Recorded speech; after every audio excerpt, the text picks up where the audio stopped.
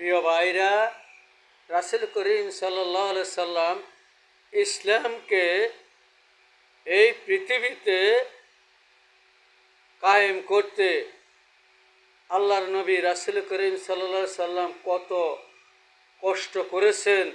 তিনি উহুদে দন্দন মোবারক শহীদ করেছেন।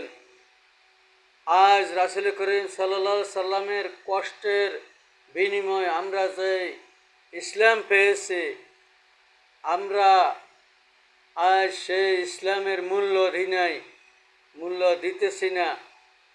আপনারা যে এখন মনে করেন ঘরে বসে মসজিদ পাশে আপনারা নামাজ পড়তে পারেন, কিন্তু তখনকার দিনে রাসূল করিম সাল্লাল্লাহু আলাইহি সাল্লামের সময় ইহুদি কাফেরদের ভয়ে মুসলমানেরা নামাজ পড়তে কত সমস্যা, কত অসুবিধা হতো।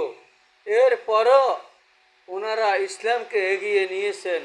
আল্লাহর নবী মুহাম্মদুর রাসূলুল্লাহ সাল্লাল্লাহু আলাইহি সাল্লামের লিডিংয়ে ওনার